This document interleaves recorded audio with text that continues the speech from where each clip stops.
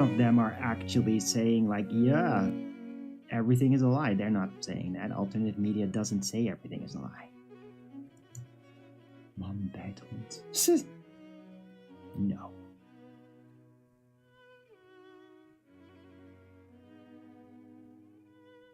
Now they'll pick other, like Man bij het hond does things that, I mean, they might invite a flat earther, but they'll take the one that sounds kind of retarded.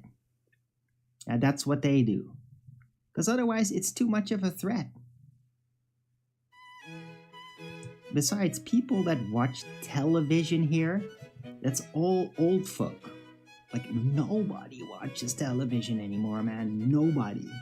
Only old people. And old people are all full of programming and they can't handle true alternative ideas.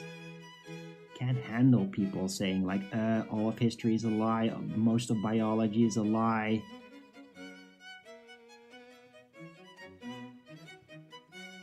Right?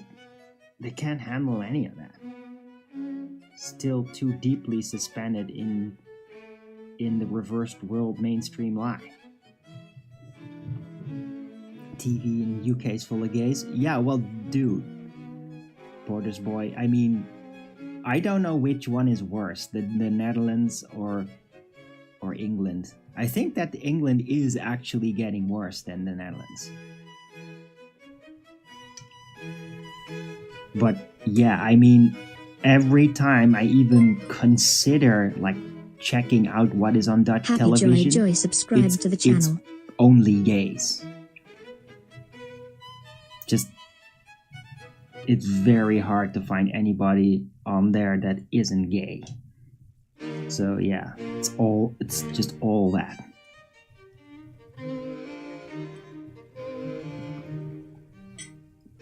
At this point, like, I don't want to get on television because it's gross.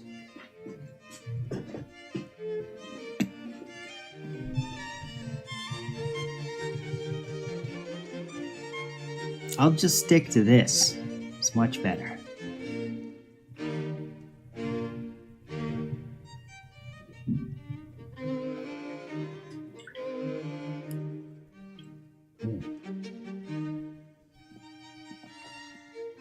Hope everybody's enjoying the show. Don't forget to Rogan's it up if you are.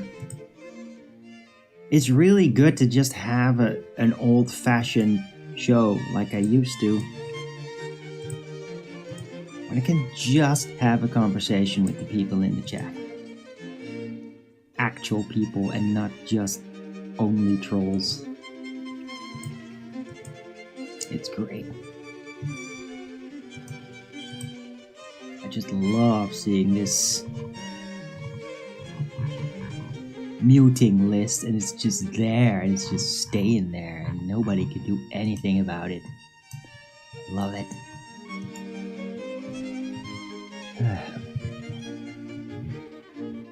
Right, but yeah, Borders boy, it's all the television's all gay.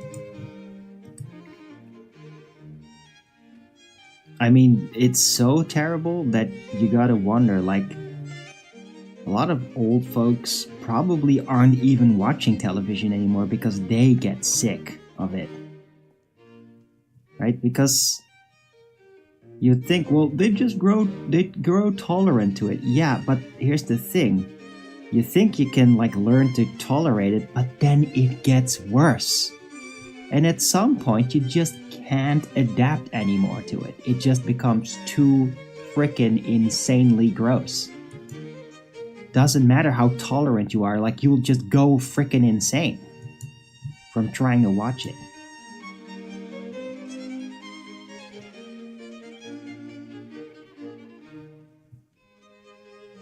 Right.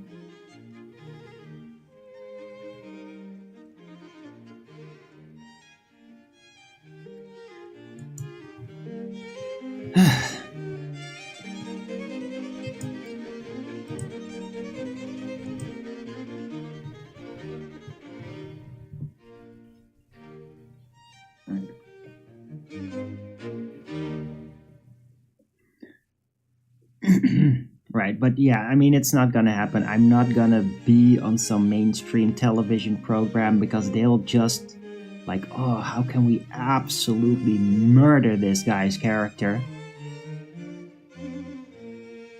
Like, that's the only reason they'd get me on. And if I'd go like, well, maybe I'll just go with the counter politics, like the oppositional party, which I really respect those guys. They're doing a lot of very hard work, psychologically strenuous, dealing with all these insane freaks. But even those guys would probably not talk to me because they're not into flat Earth, and I have certain opinions that are a little on the extreme side, even when I'm not being super overt about it. So it's like they don't want me, like, maybe in the background, but not on the foreground. It's like none of them can handle what I do. So, yeah, as I said earlier, I'm just a one-man society. That's it.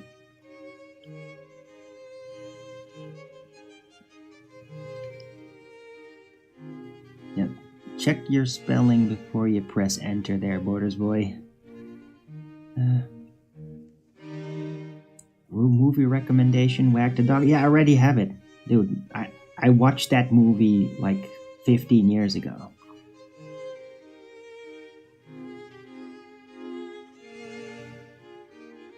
Yeah, Wag the Dog is definitely very interesting. I mean, back then, when it originally came, that was like revolutionary and shocking. Now it's like, yeah, duh. Like, that's so blatantly obvious that that is like the standard thing now. Like, every freaking mainstream media organization does that now. Like, every single one. If they even take the effort to like fake anything visually, usually they just get lazy and they just tell you how you should think it is without even showing any evidence.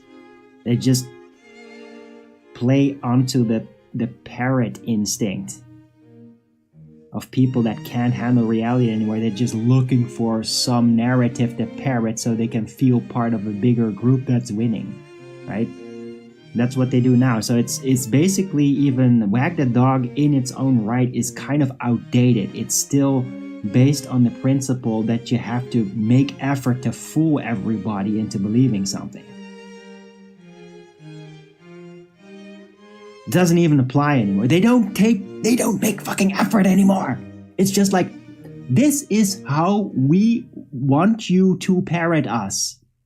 We know you don't care to actually see proof for that. You're just looking for a group that seems to be winning or have the most power or money so that you don't lose anything, and you'll just blindly parrot it, whatever it is, whatever it costs.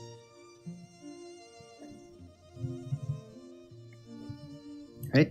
The sleepers and the awakened. I mean, it's happened. They polarized, as I predicted, over 20 years ago. Yeah, I was telling people before I even got on media, like, yeah, sleepers and the awakened, it's happening. I'm just gonna keep being more extremely different. Right? The sleepers go into deeper sleep. They become more automaton-alike. And the awakened will just find out more and more and more and more until, like, everything which they even thought would be logically real or something about it real, when they started out their journey of trying to find out the truth, that, like, it's all of it was always fake from the start. And you can, like, build, like, just a history record of, like, when they started introducing fake narratives that became standardized. You could just all pinpoint it. And I have. I talk about that on my shows whenever it comes up.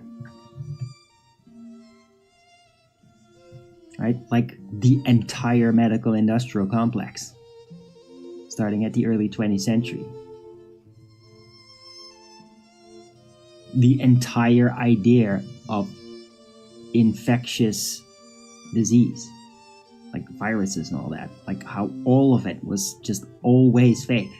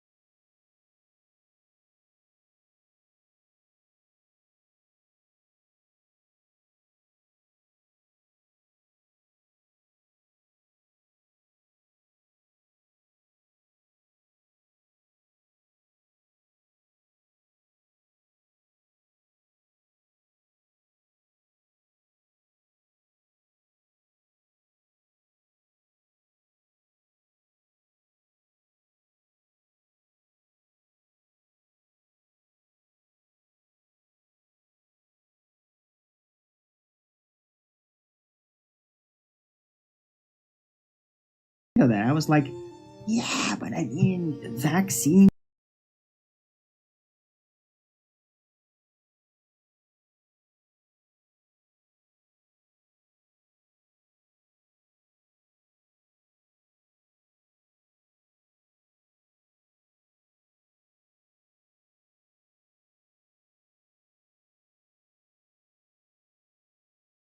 That favorable, and again, I don't think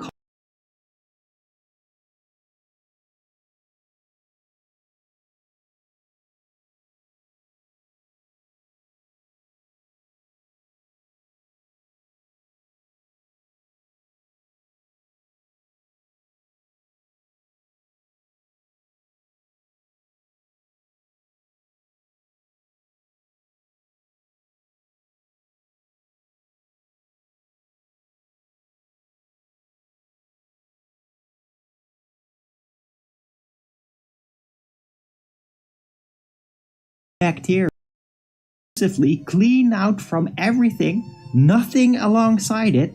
You put it in there, and then you see if it does.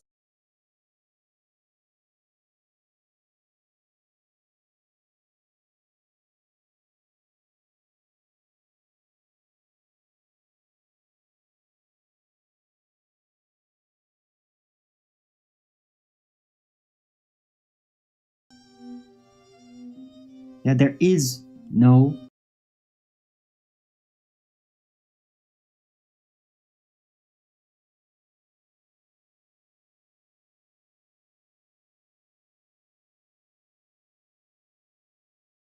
claim that caused posture because she didn't isolate.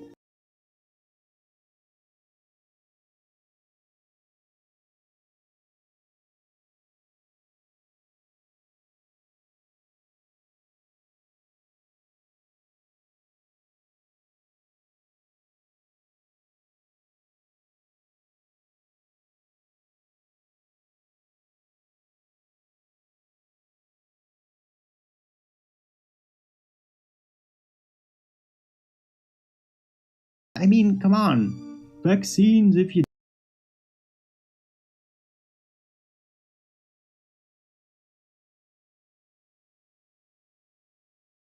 stomach that.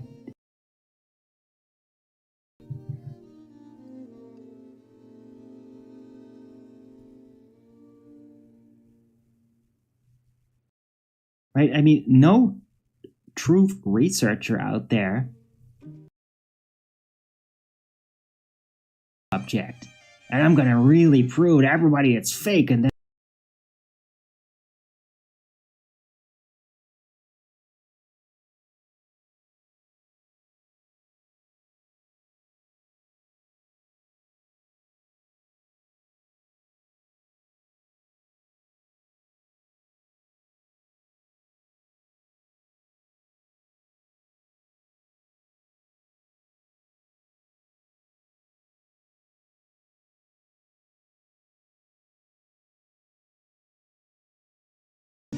of the satanic mind.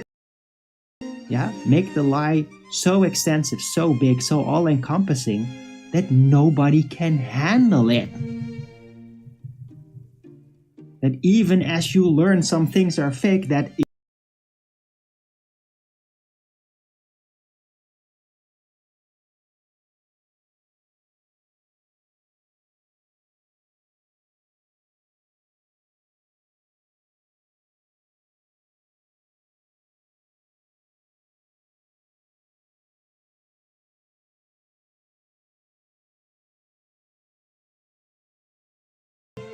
that anybody trying to figure out and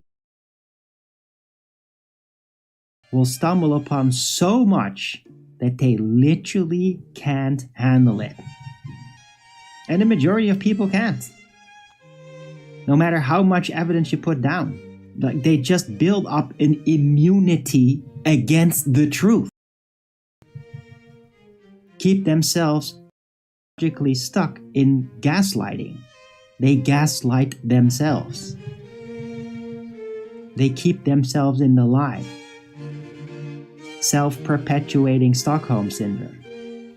Because they can't handle that everything is a lie. And that everybody's stuck in that lie. That nobody wants to come out of it.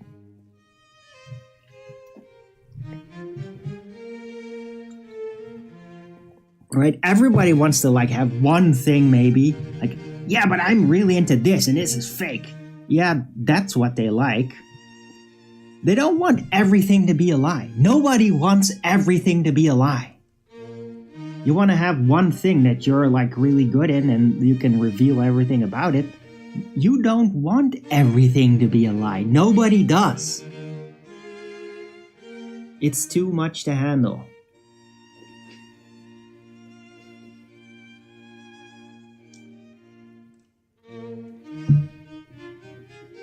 What? Hello, Arakasu. I don't know who you are. I don't know where you're getting this from. But welcome to my chat.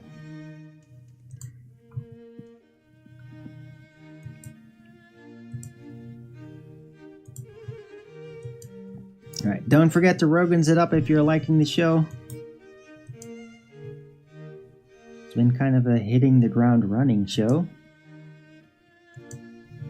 Where I throw everything into the pot. Hope you're all appreciating it. Alright, I'm gonna try to figure out a title for this.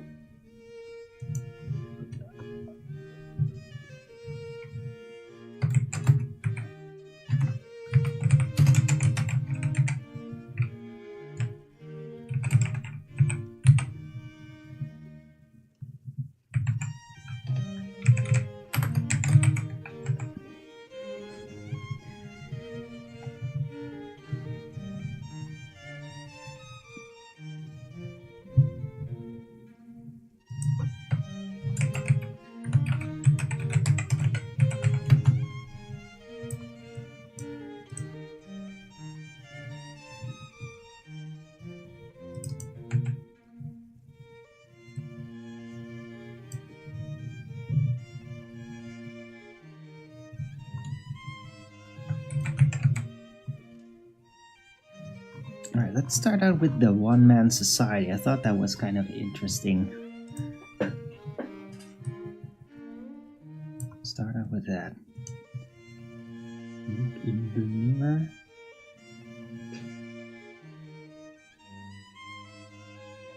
Okay, Anunnaki. Don't know who you're talking about, but that's fine. I'm gonna take a 2-minute break. Don't go anywhere. Let's be right back.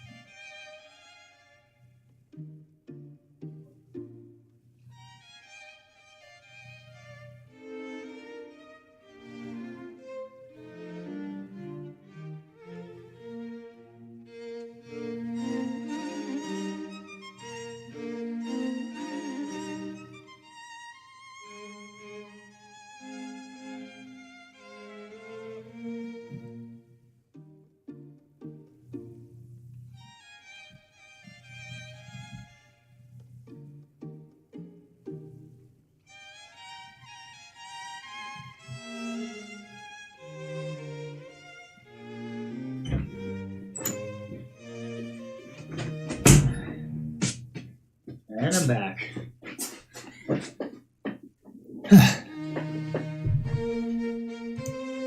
Alright, hope everybody's liking the show.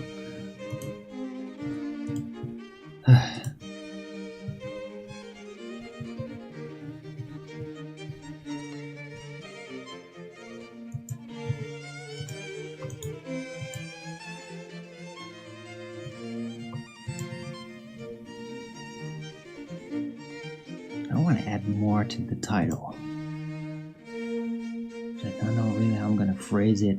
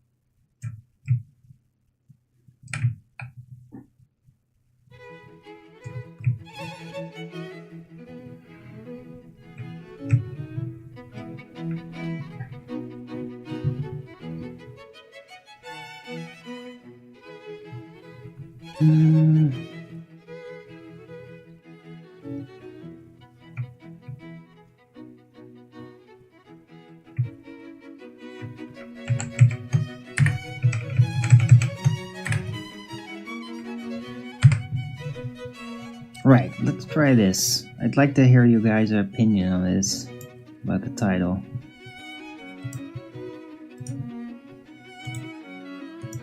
If you're still there in the chat. Oh, hope I spelled that correctly.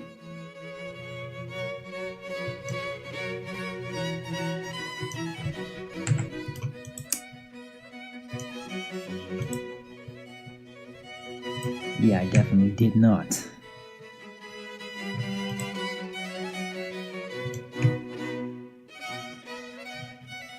Let me correct it. Yeah, you can, thankfully, actually do a spell check. Didn't know that. In the title, it doesn't automatically do that. So yeah, corrected it. So, anybody still out there? First hour in? Don't forget to Rogan's it up if you're liking this. I mean, this is very typical start for a Flat Earth Early Bird show. I've started a lot of Flat Earth Early Bird shows like this. I mean, not so much recently, because like the more I roll out these kinds of subjects, the more triggered the trolls get. But I mean, they can't really get in now. So I'm just laying it all down just to give like a bit of an overview. 43 watching, yay.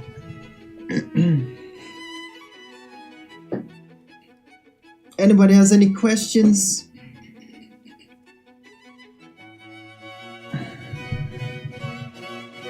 Wait, I think I missed acknowledges. No, I didn't really want to become an archaeologist.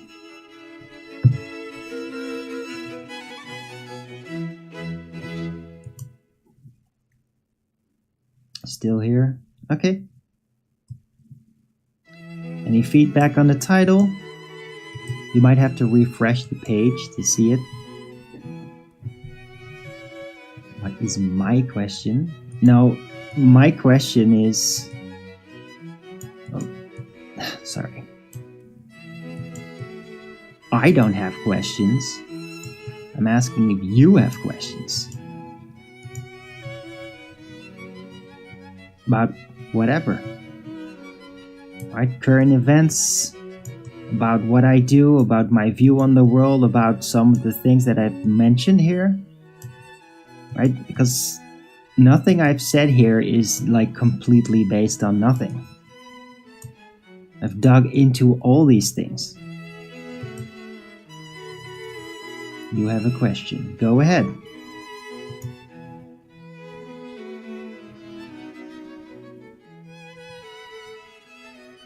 Arakasu.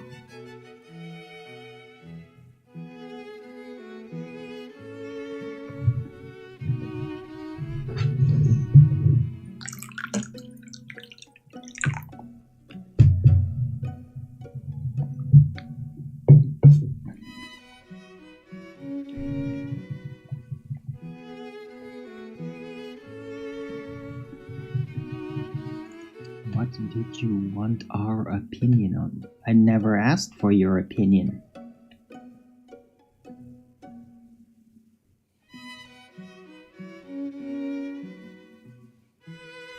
Which of the current flat earthers do you most associate or connect with? What? Well, I could probably name some, but they're not really associating with me. I mean, there's some people out there that I kind of like, but that's more because I just kind of like them for whatever reason. Like, when it comes to like the flat earth model or ideas within that, there's nobody really out there that I actually associate with.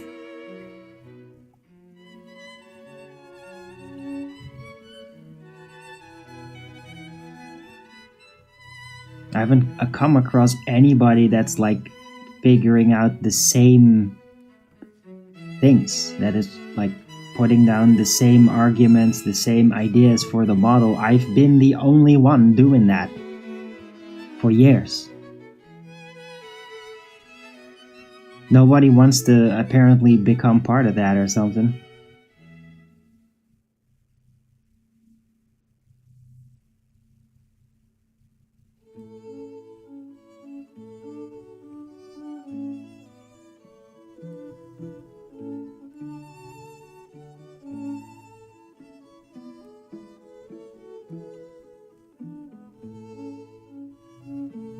Which ones have good arguments, in my opinion? Well, when it comes to good arguments, I mean, Nathan Oakley and Quantum Eraser have good arguments. I've been hanging around a long time with them. They have great arguments. They just don't have a model. All they seem to do is just like debunk everything. They don't want to have an opinion. They don't have a model. They don't do that. They're just debunking stuff all the time. That's all they do. And I mean, I learned a great deal from all that.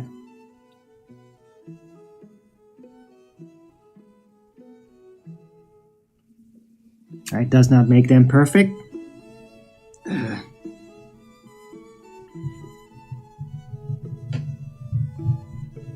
Right? But when it comes to technical arguments, they are definitely the best that I've come across. Nobody out there really matches that.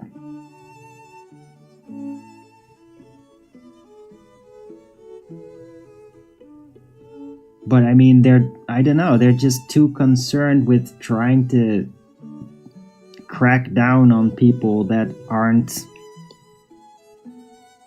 following their their methods. They just don't. People out there are not doing that. So, yeah, that's it.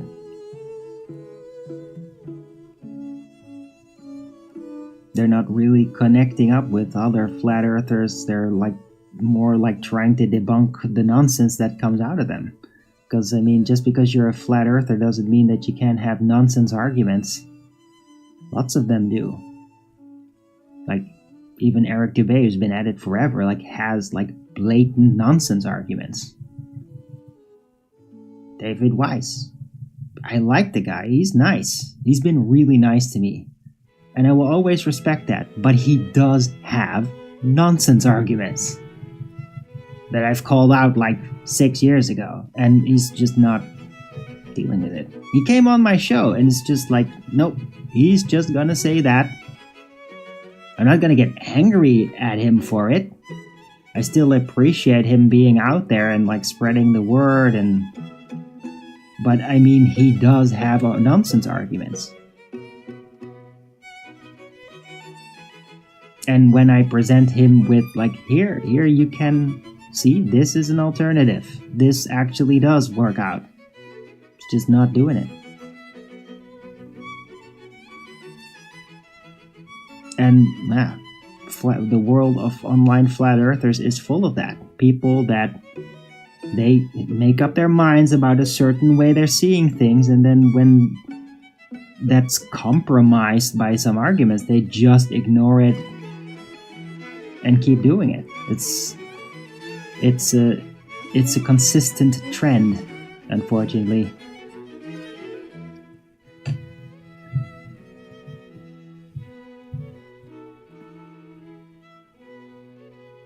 You find them quite negative? Yeah. Alright, 'cause me too. I mean, that's part of the reason I left.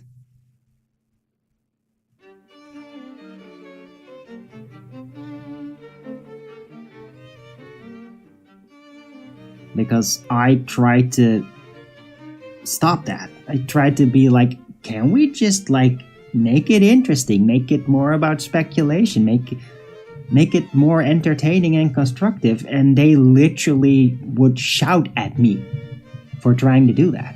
Say that I was getting in the way. That I was sabotaging even. So yeah, I agree. And now I'm just me. I'm just me with my show that I do every day. And I don't really directly associate. But I will honor the things that I've learned there, and I've learned a lot. Some say some say Wise makes Effie look dumb. Dude, if you draw logical consequences from what I've said about flat earthers before, all flat earthers make Effie look dumb. You can even argue that the more you make flat earth look dumb, the more coverage you actually get in social media. Literally. Like, the gates open. Like, oh, you're a flat earther? Oh, you say stupid things? Welcome. We like that, flat earther. It's how it's been rigged. The dumber you are as a flat earther with what you say, the more coverage you get. And I mean, some people might even like purposely play into that. Like, for example, I think Mark Sargent is one of those guys that was very well aware of this. He strategized this effect years ago. He said, like, no attention is bad attention when it comes to flat earth. And he's like doing this, like, yeah, I'll just say ridiculous things because why not? Because it's fun and who cares? And it'll just give me more attention. So, David Weiss does a fine job. Yeah, no, he is fine, but he does have bad arguments. And claims that are just disproven. Like, he is holding on David Weiss specifically holds on, like many flat Earth diskers, which that's what I call them, flat Earth diskers. They hold on to physicality assumption bias about, well, specifically the sun and the moon, saying that they are literally in locations over the flat Earth disk, for which there is no tangible evidence. And it's proven to be wrong. And with this supposed outcome of the final experiment, whether that was a fakery, a setup, or real, like, yeah, that can't work then. It works with my system.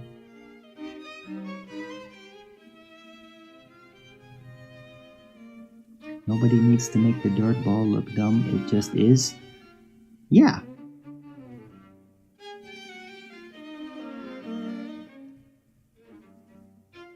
But I think that a lot about the dirt ball is made dumb on purpose, so that when you get hints that it is fake, you have to gaslight yourself about it. Because of the depths of its stupidity and in your face errors, you have to spend your energy to try to justify it so you can keep on that side. It's like egregiously stupid, specifically to keep people stuck in it. Because if it was just a little stupid, well, then you could maintain your critical thinking faculties and try to correct for it. But when it's that egregiously erroneous, there is no way you can correct it. So the only alternative is to surrender your critical thinking about it entirely. And that's how it works. That's how people are kept within it, within the ball belief. Because the error, the lie of it is too great to be fixed.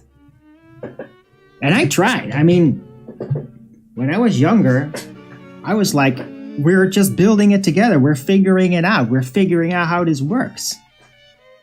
And like, I was like kind of being brave about it. Like, oh yeah, no, we can figure it out until we get it right. Well, you can't. And they like reject solutions that could actually be sort of solutions, if just temporary. They reject it. They reject it in favor of blatantly erroneous conceptions within the ball religion. They just do that. Hey, Hagrid Wells, good to see you. Sorry you're late. Not that late.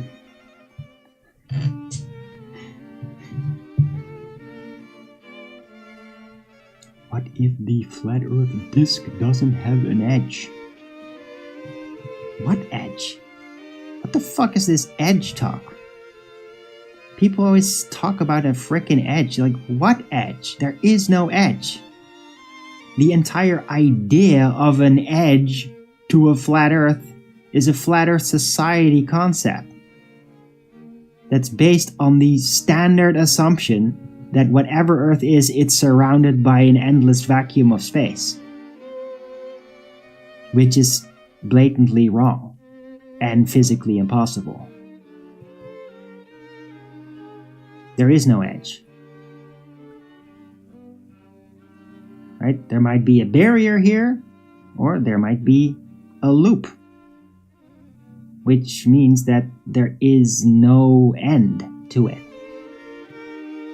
There is no border. There's no cutoff point. Disk implies an edge.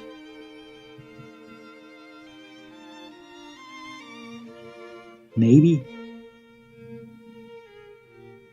The disk implies that there is a dome, right? A border in that sense that there is a cutoff point, not an edge. An edge is like the edge of the material of Earth, and then you fall over the edge. That's a flat Earth society idea. That's an archaic, false reinterpretation of the realm. which is probably specifically designed propaganda by the Ball Earth cosmology architects. Like introduced by them as a controlled opposition argument.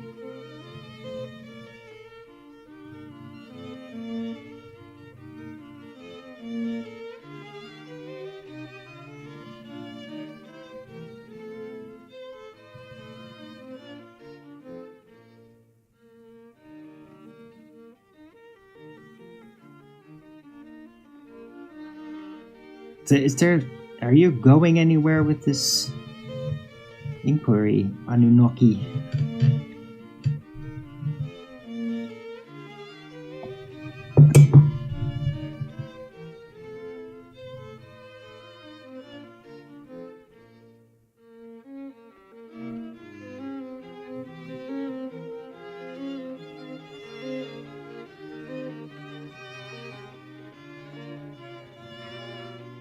Alright, hope everybody's liking the show. I feel like I'm on a roll. Don't forget to Rogan's it up, guys. Yesterday's got a lot of uploads, by the way. I really appreciate that. I'd love to have more of that. It'd be great. Hey, Flatter Sage, gotta get some sleep. Jesus. Wait, you're going to bed like at 6 o'clock in the morning? Well, thanks for being there, though, and the super chat. I really appreciate it. I guess have a good morning rest.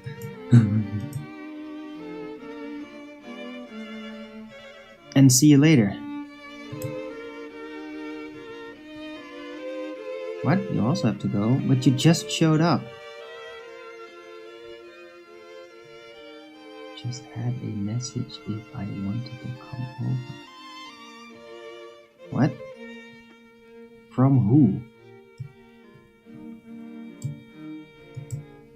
Edward Wells. I don't know who you're talking about. That's not a message that I sent you. Although I did mention that would be pretty cool if you came by again. And that's it. But I guess I'll see you later then. It's a very short visit. Don't forget to Rogan's it up, guys. And yeah, anybody out there appreciate what I do? I've been doing this for a very long time. That's why this is Flat Earth Early Bird number 2180. It's not a random number. It's literally the show number. Because that's how many shows I've done that are called Flat Earth Early Bird in the last 8-9 years. Oh, look. We never saw you. Get out of here.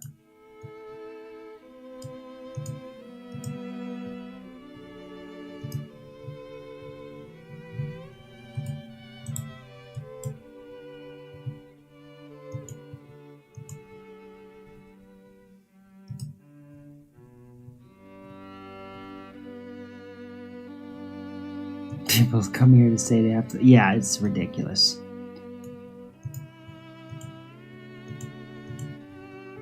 I'd prefer if you showed up to tell me that you're gonna stay and, I don't know, have a conversation, maybe ask some questions if you're new.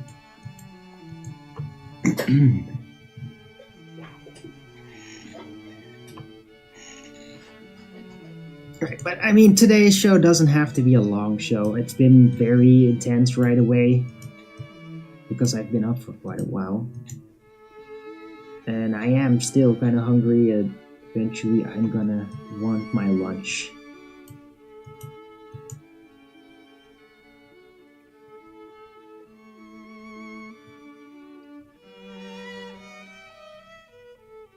Right, but again, if you want to know about what is your Flat Earth model, Arwin, well, it's the thumbnail that every single Early Bird show has. That's it. If you don't completely understand what you're looking at when you see that, then you can ask, but it shouldn't be all that difficult to realize what it represents. Right?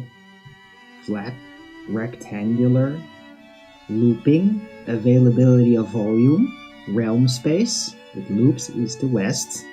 There may be more space to the north and the south, but yeah, we don't have the add-on to the visual of the model, right? And then there's the celestial sphere that you're seeing that's like behind it, which is a direct indicator. Like, yeah, there is a celestial sphere. It surrounds us. It's in the background, which you could interpret as behind it. Right? And the celestial sphere is separate from the flat Earth. It doesn't have an actual location. None of the stars or the sun or the moon does have actual locations. They cannot be truly triangulated and have their exact position figured out, because they're like non-local holograms. I design a specific word to describe them. Non-local holographic angular manifestations. They're like a hologram. A hologram that we make with a man-made device is, of course, local. You walk up to it, it's like, yeah, it's right there. It's getting bigger. When you approach it, it goes. When you go away, it becomes smaller. Well, these holograms of the celestial lights don't do that. You can't approach them. They always stay at the same apparent distance. That's why I call them non-local holographic angular manifestations. And I put the angular manifestations to describe what can actually be perceived about them, and that you can't prove that there is an actual origin point in space for any of them. You can't prove that physically. And thus, the word for that, non-local holographic angular manifestation. Celestials can only be half a sphere. Yeah, but that's just nitpicking at this point. F August.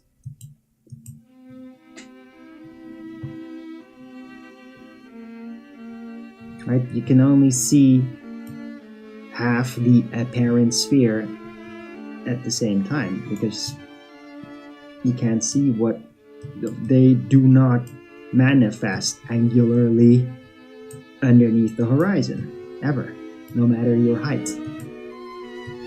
But the total layout of the apparent celestial sphere is like a sphere.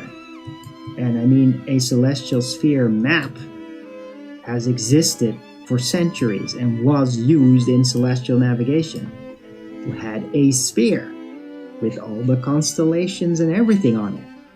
It's a sphere. It's a celestial sphere. That's what they used. Right? And that celestial sphere also has another translation of it, which is the GP map. And that is flat. The GP, of course, is where every celestial light is directly above you. That's the GP. And you can have all those points of where it is directly above you and then match it with the map of Earth, of the realm layout.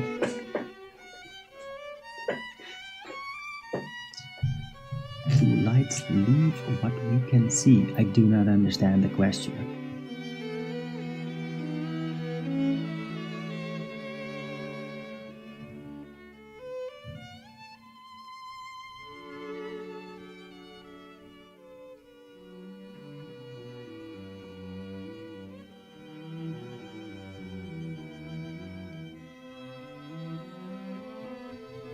What do you mean, do lights leave what we can see? What the hell does that mean?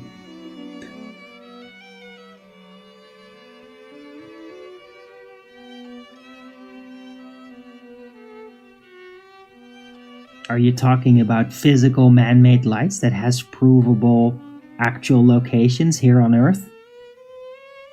And the material origin? Or are you talking about the celestial lights? Because those two categories are wildly different.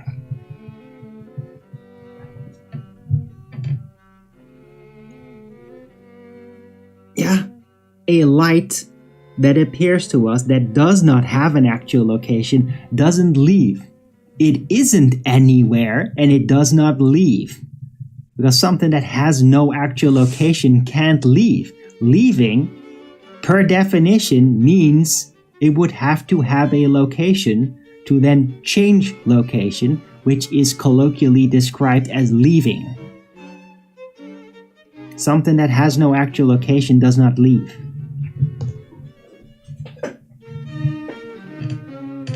There's more than half a sphere, then it cannot all be visible at the same time. Yeah, because the angles are underneath the horizon. So then you don't get to see them. Right? Ever. At any height. You don't see them like, how many, 1,000 miles up, if you can even get to that height to film it. Like, you don't see them underneath the horizon. The celestial lights are only visible above the horizon. Right?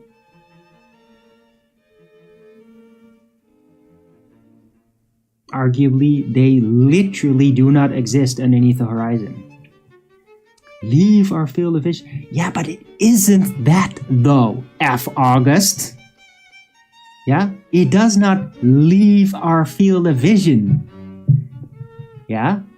Because in order for it to leave, it would have to have an actual location, and it doesn't. Yeah? It does not leave the field of vision. Right? Like a physical thing moving into the horizon and then leaving our field of vision. Yeah, a physical thing like a plane flying, can leave our field of vision because it has an actual location. And then as it approaches the horizon, its angular speed decreases exponentially. Yeah? Celestial lights never, ever do that. They do not change their angular speed. So they are absolutely, irrevocably, provably not moving away. They have no actual location and they do not move away. Because things that have locations that move away and thereby leave our field of vision are going to decrease in their angular speed, which the celestial lights never do. Not one of them. Not the sun, not the moon, not the stars, not the planets. Yeah, their angular speed remains consistent throughout the sightings of them forever. Angular speed of celestial lights does not change. Thereby, it is evident that they are not objects leaving our field of vision. Yeah? Objects that leave our field of vision decrease in angular speed before they leave our field of vision. And the celestial lights do not. Yeah?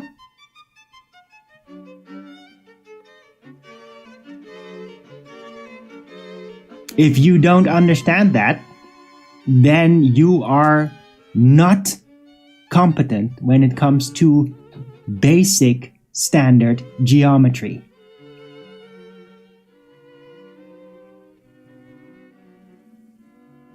Yeah, 15 degrees per hour. So not leaving our field of vision.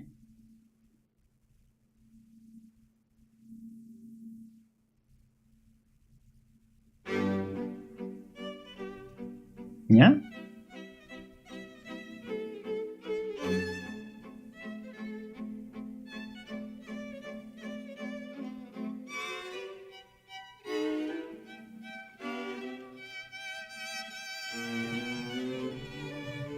I hope that's all cleared up.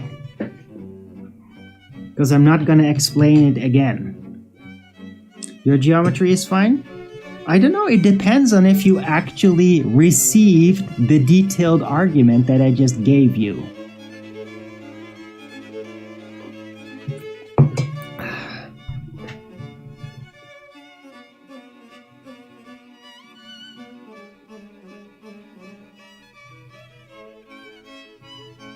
I hope everybody else here got it. Whoever's there.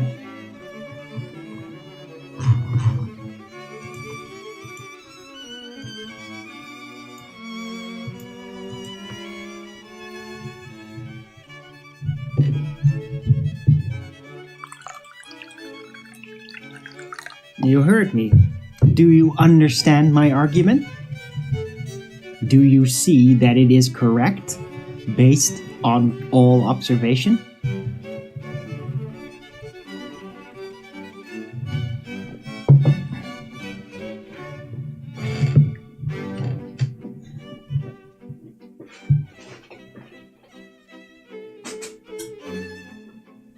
You understand what my view is. Oh, so you don't agree, but you can't actually base it on anything, right? So it's nah then, yeah? Well, that's just fucking typical, right? This is the discourse disease. You just can't let it go, right? A bunch of people that made videos in the last few years, they kept telling you, oh no, it moves away. Yeah, if it would move away, like an object, like a plane going in the distance, well, guess what? That makes angular speeds decrease, which is never the case. That means it's not moving away. It's not moving into the distance. It's not lights hovering over a disk, going away from your position and thereby not being visible anymore because they're too far away. It's not what that is. It's what none of the celestial lights are.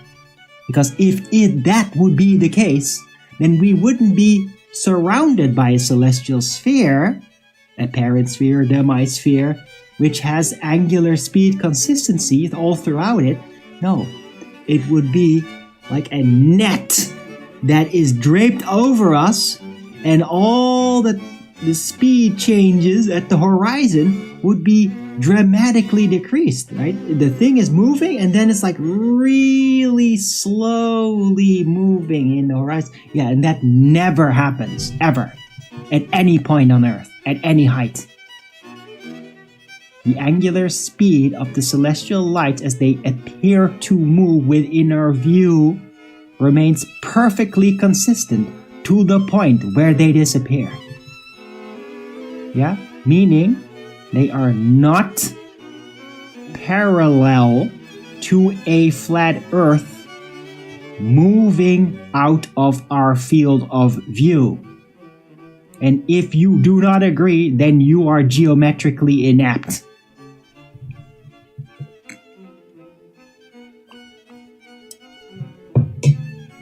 I can't make this any clearer. This is not an agree-disagree situation.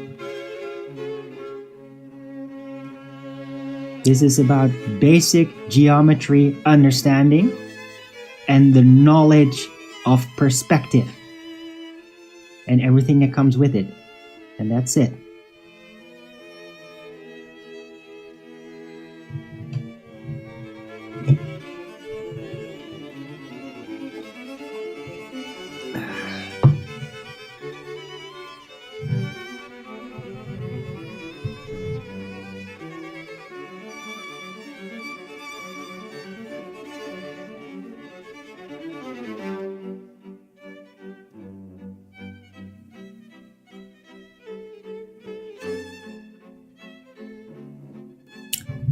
In the title. This requires some title addressing Mormon society. Yeah.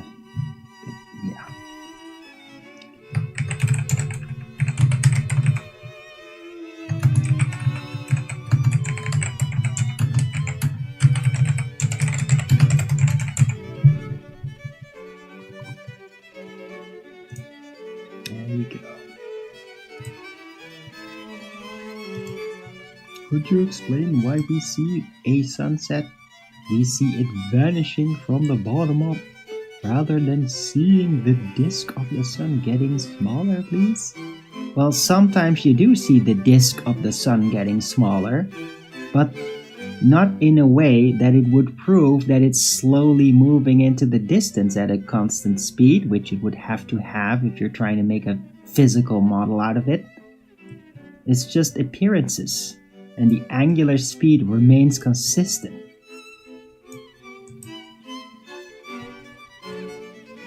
Right? So there is what they call atmospheric lensing going on with the visual. That's why the sun actually weirdly gets bigger as it approaches the horizon, because there's like an amplifying effect of the preponderance of thickness of air that the angular manifestation is manifesting in, which makes it appear slightly bigger.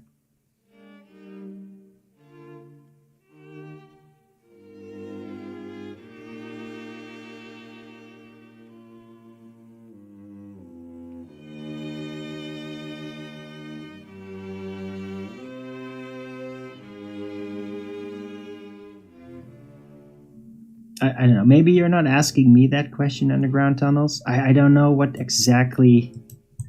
you're asking that question.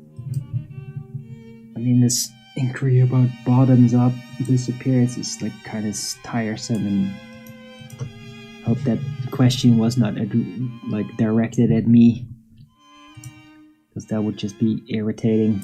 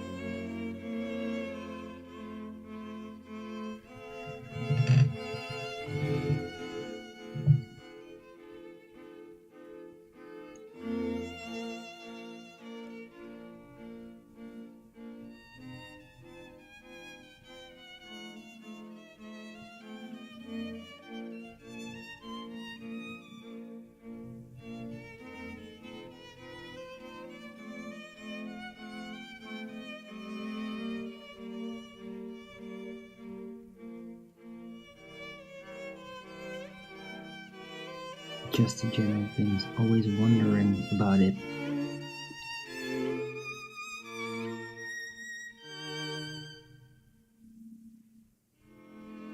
Yeah, well, I mean, look, just because I have a model that logically fits the celestial lights doesn't mean that I know what the hell's going on or how that is even happening. Like, I can't back engineer a celestial sphere.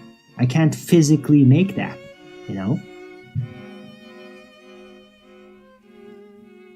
I just know what the observation is, and I'm being rigidly tight to absolute observable fact, and then trying to assemble a logical understanding about it with those absolute facts, and that's it. And it doesn't mean that with the outcome of that I can like mimic that, I can like back engineer and like create like a looking box, like a miniature celestial sphere. I don't know how that even works. I don't even know how the hell it can manifest the way it does. I just know this is the data, it's always like that, and that's how it works. And the conclusions you can draw from it, namely, they're not physical objects in actual locations. If they were, then perspective would apply, and it doesn't, ever.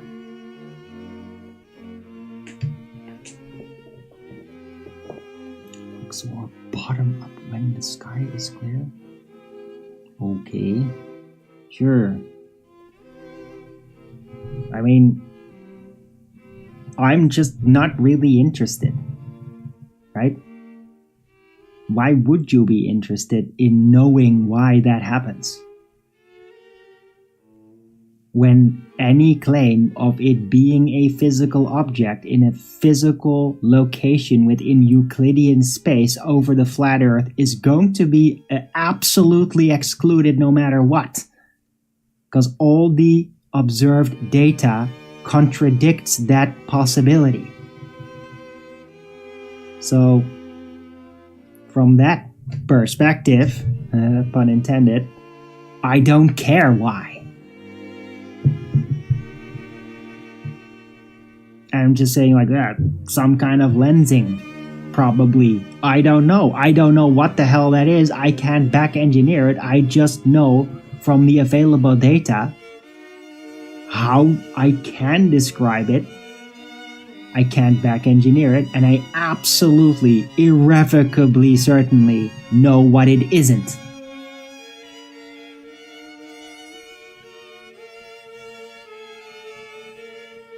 Alright, underground tunnels, thanks for being there. Don't forget to Rogan's it up.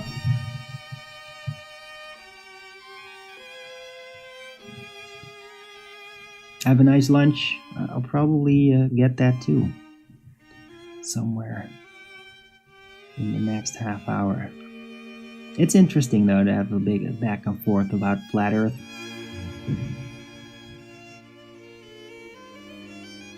Seems like F. August is stopped talking though.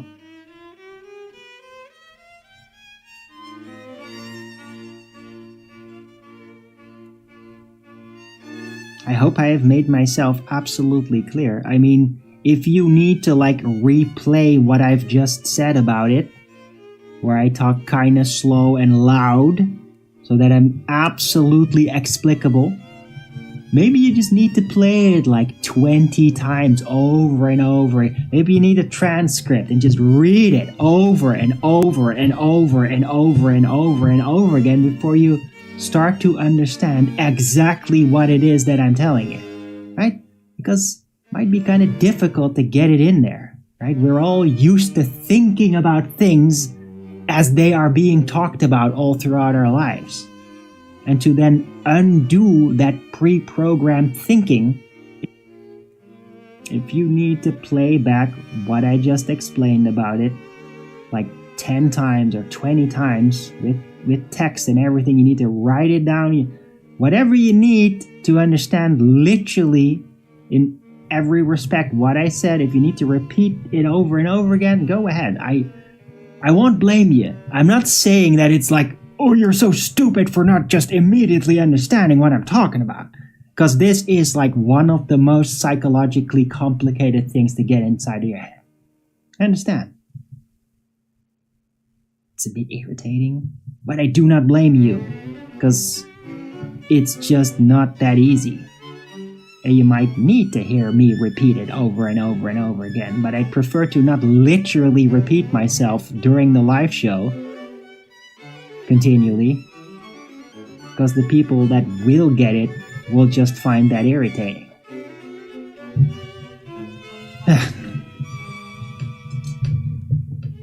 Whoever that is. I mean, I know the guys that I really trust, that I used to be like my wrenches, I know that they understand, because I have conversation with them outside of the show, one-on-one, where they literally prove to me that they understand it. But it's not been that many people overall in the last frickin' decade of me talking about it. Because that is how long I have been talking about it. You can literally see holographic sun in the Flat Earth Early Bird titles going back at least 6 years.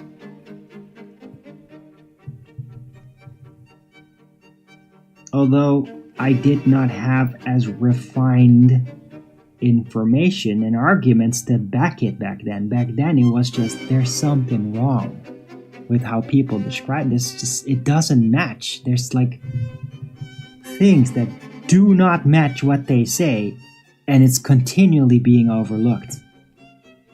Like, it doesn't have an angular speed decrease. It doesn't have an angular speed decrease. It doesn't have an angular speed decrease. Ignore. move on. Oh, it's moving into a horizon. It's going away. No, it doesn't have an angular speed decrease. Ignore, ignore, ignore. 6 years later, still doing it, still saying that. So now, I have to just say the same thing, except in the most elaborate, meticulous detail imaginable. To just try to get that specific, detailed message across. Because there's tons of people that keep hearing it and they just won't understand it. They just won't. So I have to just keep explaining it over and over again. Anyway, let's move on. I think I made myself clear enough. Perspective never applies to celestial lights and all the consequences that come with that. Yeah, the realm is extremely mysterious. It's designed by a designer I like to call God with the big G. And we can't back engineer this physical reality. Just can't. We can emulate it, we can make things that will appear very much like it so that we can be fooled in our senses that we're looking at something that resembles the physical reality, but we can't physically back engineer it because the design of it is too big of a mystery.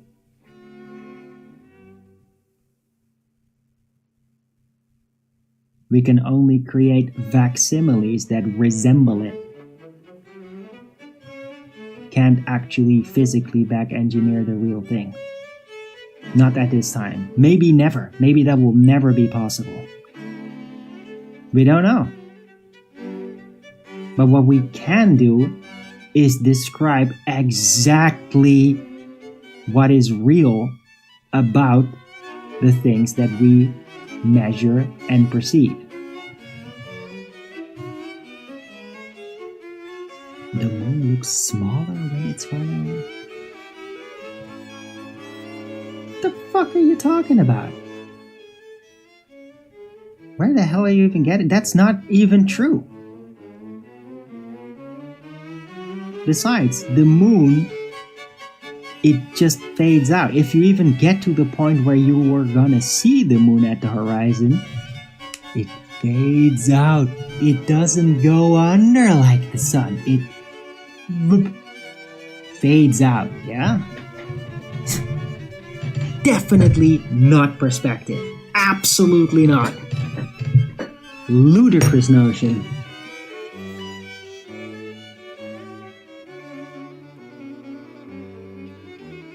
And don't call me Shirley.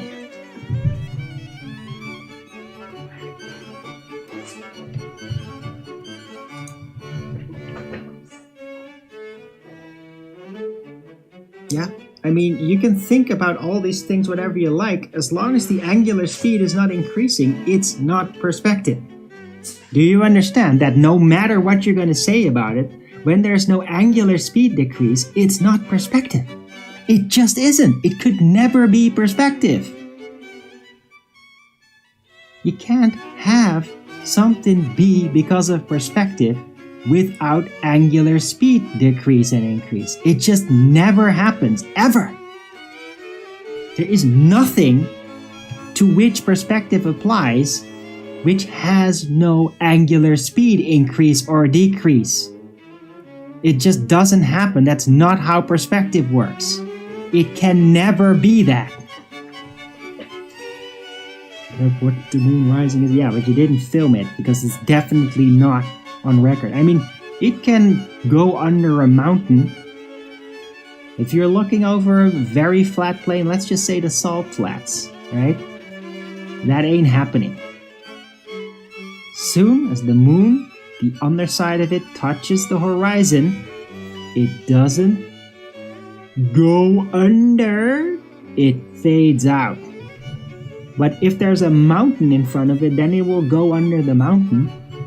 Yeah, that does happen. Right? It will go behind the mountain. It can go behind things. behind a tree. Perspective is more related to size. Yeah, but it's mostly related to distance though.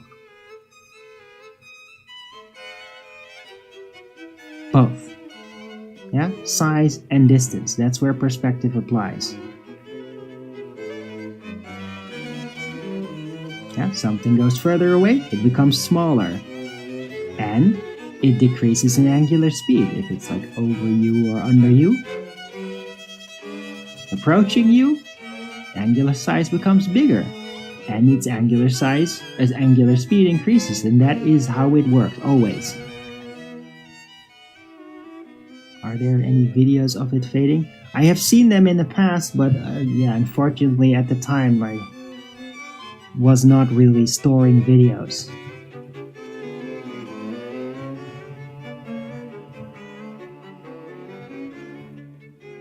What is angular speed? It's how much angle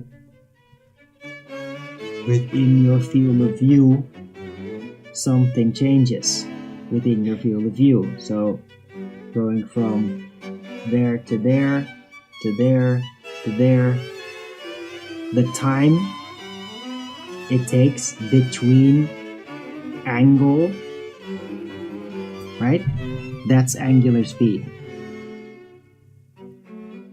It applies to visual, to the perception of things exclusively, right? It's not a geometric speed, it's not a numeral speed, kilometers an hour or whatever. It's angle. How much angle does it shift over time? That's angular speed.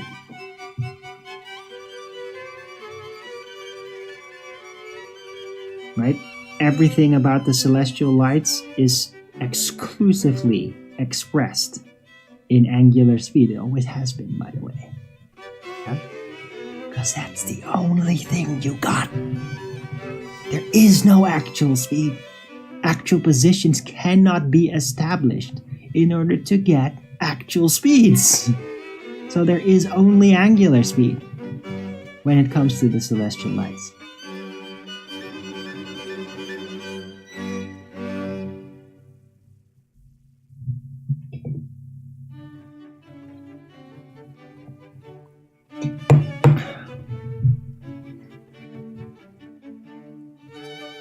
I'm glad you're interested.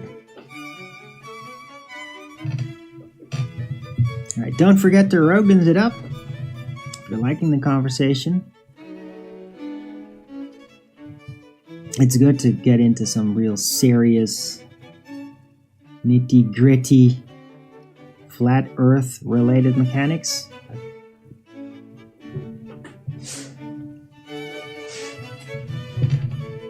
Right? Raw data. What does it mean?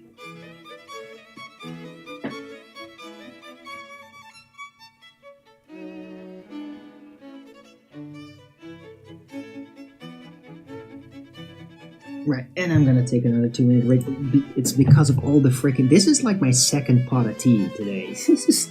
So, yeah, shouldn't be surprised that I need these breaks. I'll be right back. 2 minutes. Don't go anywhere.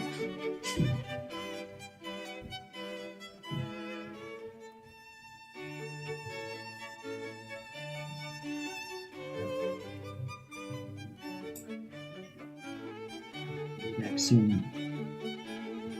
Angular velocity. I don't know. It should be pretty much the same.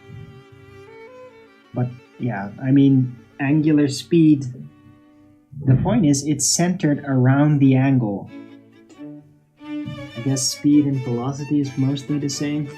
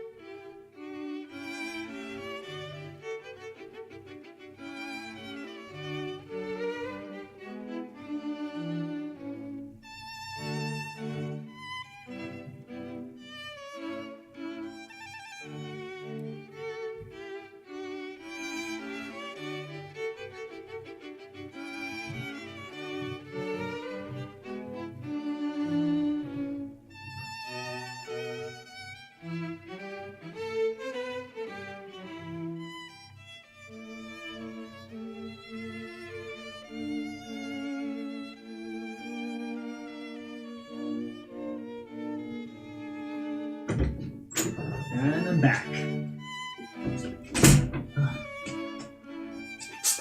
Let's go out there. Go back to work. Well, that was short.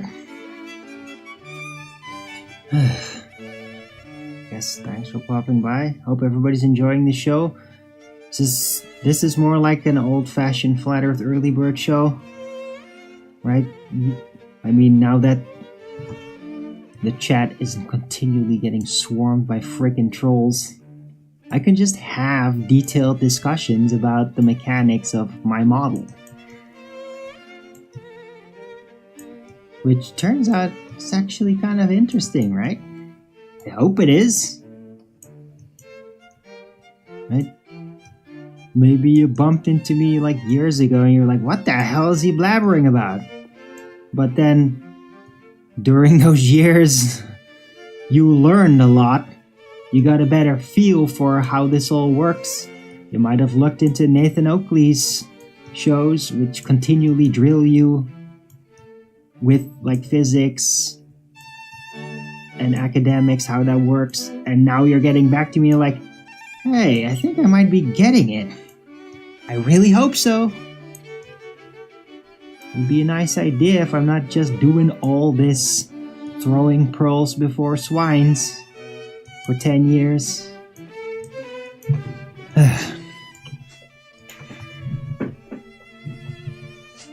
Right. And if you're completely new to my activities, since I am relatively new here on Rumble, then you'll be like, what the hell is all this? Yeah. Welcome to the Flat Earth Early Bird Show. This is what I do, and I have been doing, and I'll be doing a lot more of it.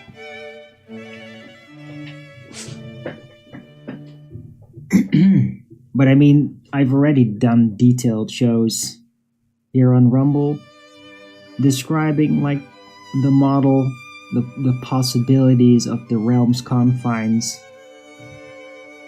some interesting keywords, things like non-space, always a mind blower. I mean, non-space even blows my mind every time I talk about it. Right? Which, like, non-space becomes relevant in relation to spatial dynamics, which explaining how the realm loops is part of that. It's all about spatial dynamics. And that's a really complicated thing by itself. It's like quite surreal. It's sort of geometrical. But it's just something that most people are not used to thinking about physical reality like that. I just find that really interesting. I mean, I find reality interesting, and the more I learn, the more I'm starting to realize, like, yeah, I think reality actually turns out to be incredibly surreal. It's just that through normalcy bias, we're just thinking of it however we've been programmed, and that's what we go about in life thinking. Not realizing that what we live in is actually, when you really get to the nitty-gritty, unbelievably surreal. This is the physical aspect of it, unbelievably surreal. Like the true nature of life, unbelievably surreal. And not what the medical industrial complex has taught us at all, not even close to that. Yeah? Our history, totally surreal. Past civilization, like accomplishments, mind-blowing out of all proportions.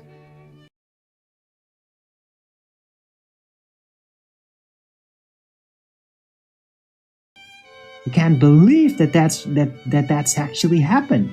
None of it. The total physical reality that we live in is completely and utterly surreal. And we're just thinking it's all just bland and normal and pointless because that's what we've been programmed with. That's the culture and the information that has been handed to us by the people that have mind controlled all of us by design.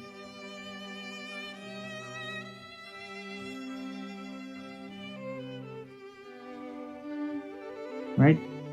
Spiritually enslaved to think life is boring and pointless and reality's been figured out, when the actual reality is exactly the opposite of all of that. Yeah? And that's why it's the reversed world. The reality that we are taught by government, by institutes, by schools, is the reversed world. It's exactly the opposite of reality in ways that are kind of complicated, and if you don't study it meticulously, you can't see that. Because the way you've been taught to think supports that it is the reality. It's the only reference frame you have. It's Plato's cave. It's being raised in a cage. That is what it always is, because you don't know anything else. That's how you are taught to see. You're taught to see from that perspective, and so that is then the only reference frame for you to look at reality.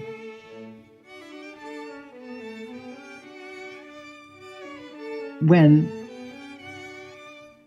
the actual reality is that it isn't that. It's rather the opposite.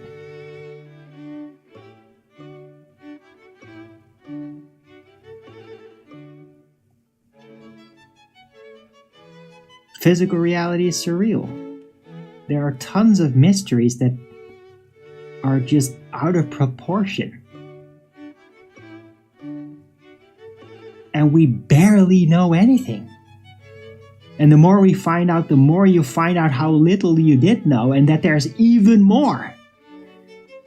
And that everything you started out thinking is just completely a nonsense fairy tale. Like the most elaborate fairy tale that was ever designed.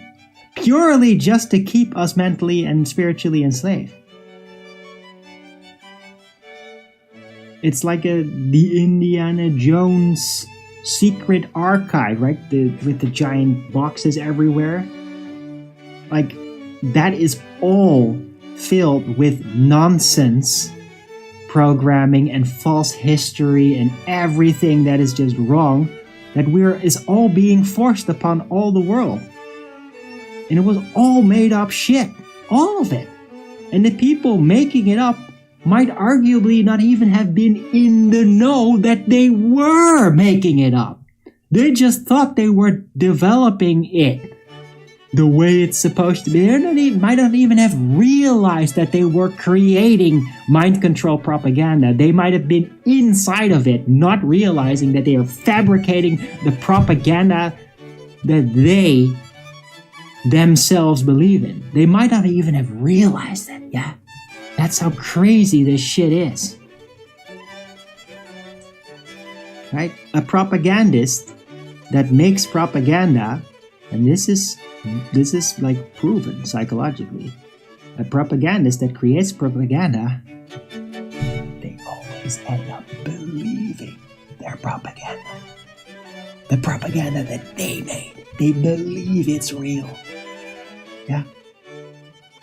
If you know that, then it's not that strange to think that all of this shit was all made by people that themselves believed it. Eventually. It didn't start out that way, but eventually, right? You go 50, 100, 1,000 generations, and they would have never known anything else. And then when you help to contribute to create the propaganda, you think you're creating reality. You're figuring out reality when it is propaganda that you're creating. It's the reversed world. It's Satan's delusion. The perfect lie to mask you from the truth. God is truth. Satan is lies. It's the ultimate esoteric formula. God is truth, Satan is lies. If you put everything that you'll ever experience through that lens, it makes a whole lot of sense. And that's why I keep bringing that back up. Right. Anyway, I hope everybody's enjoying the show. I am. I'm also getting kind of hungry.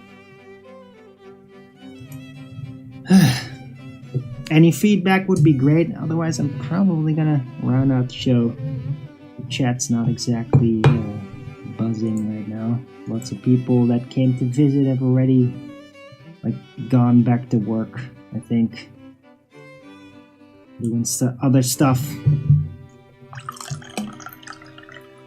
But I really hope that everybody's appreciating the show, because I'm in a really good energy and I'm very focused.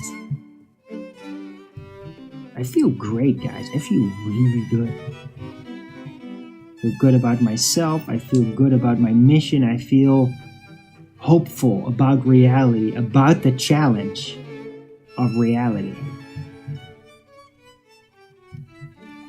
The psychological, spiritual challenge that we are all in, because this is the Third World War we are in. And the Third World War, unlike what anybody has ever said about it, is psychological. It seems to be mostly psychological. And when you realize how far CGI developments and AI communication mimicry has come, then it should be perfectly logical that the Third World War is almost totally psychological. That we can be made to believe a ton of things are happening when they aren't happening. And that a ton of things that are happening can be made to be completely ignored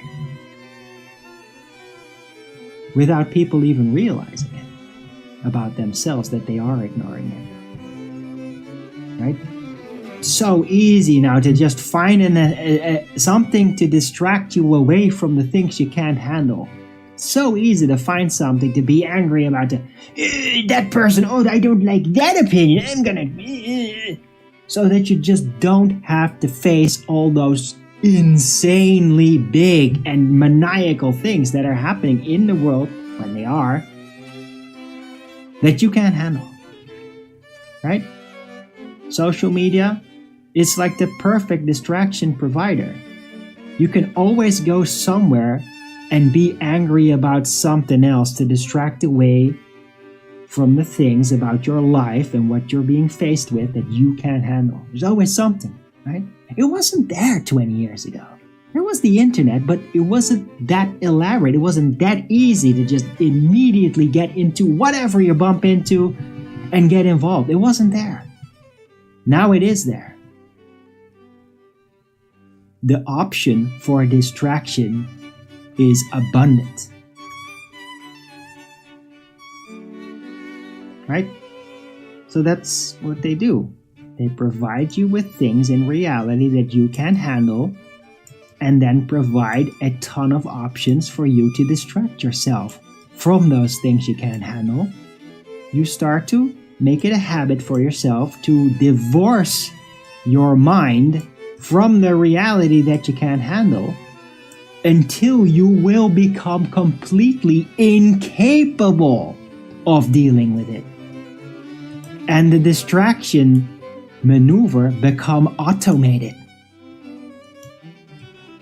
Like a psychological drug that you can't quit because it's everywhere. It's part of the Third World War. A war of psychology. Oh boy! Am I right?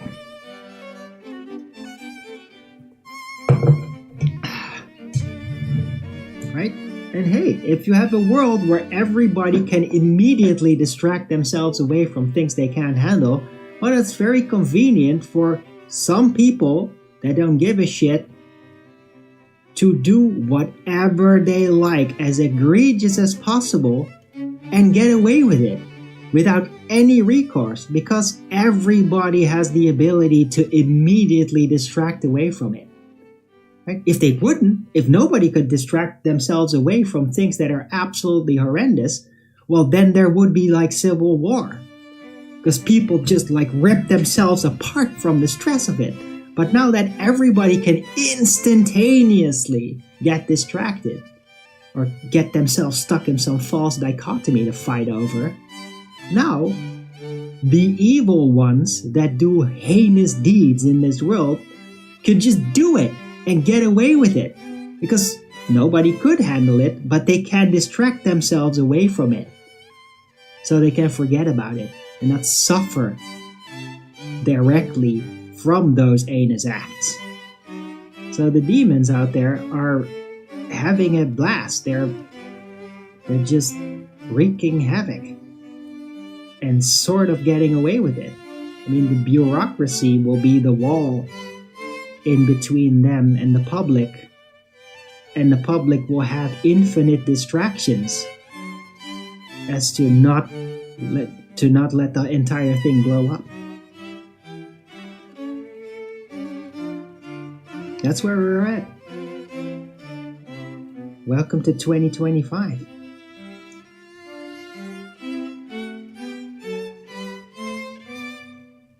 Hope everybody's enjoying the show. If you are, don't forget to Rogan's it up, even after the fact, if you're watching later.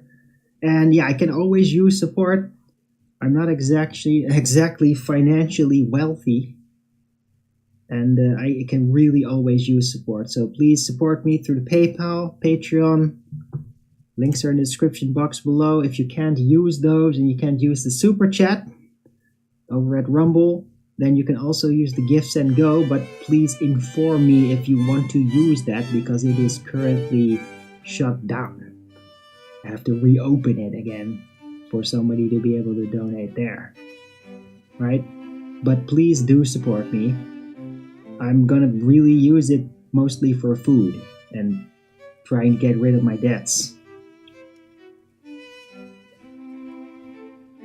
So any support I would be getting would be greatly appreciated and highly motivating for me, because it's a huge relief every time I do get support. And that makes me happy and more energetic and more enthusiastic and more engaging with the subjects. Instead of just being there, I'm hungry, oh, this sucks. Yeah, donate to me and you'll have very little of that. So I hope I'll be worth it. Alright. So, any last comments before I round out the show?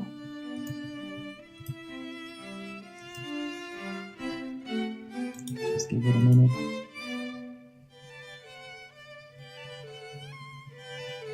Three watching.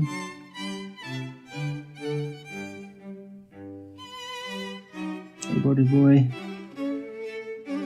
If you know links in the description box, just my email. What are you talking about? No, Borders Boy. Click the show more button. Hello?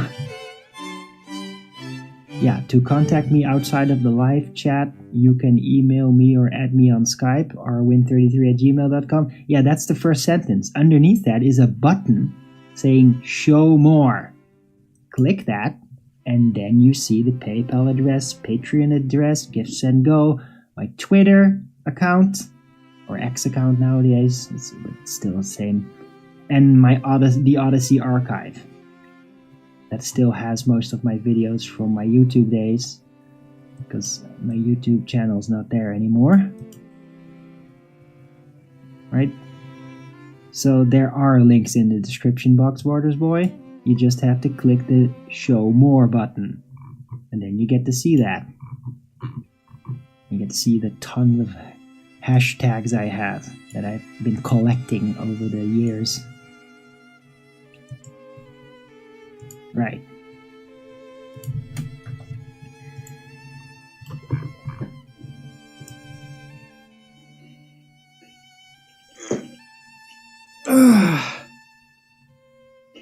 great show.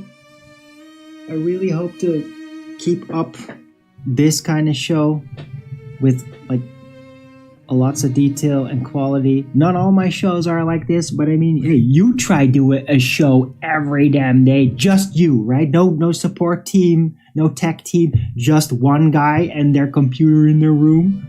You try to do that every damn day for 10 years and still get quality shows. Okay, good luck with that. But today has definitely been a good show, and I'm very happy about it. But I am gonna round out. So, thanks everyone for coming. I hope you liked this show on this Sunday. If you did, then please don't forget to Rogan's it up, thumb it up. And if you haven't already, subscribe to my channel and hit support me through the PayPal, Patreon, Gifts and Go. Links are in the description box below. Also a super chat over in the Rumble live chat when I am live. Any support would be greatly appreciated and really helpful. Right. I'll be back tomorrow with Flat Earth Early Bird number 2181 on a Monday. Hope to see you all then. Everybody have a great rest of the weekend on this Sunday. And yeah, see you tomorrow. And until the next video, keep it flat.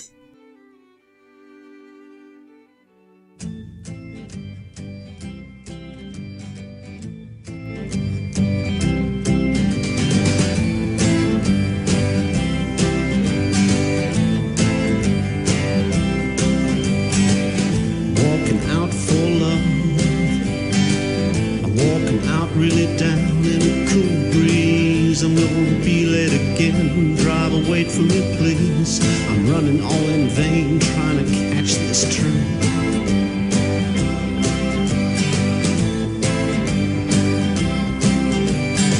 Time don't fool me no more. I throw my watch to the floor.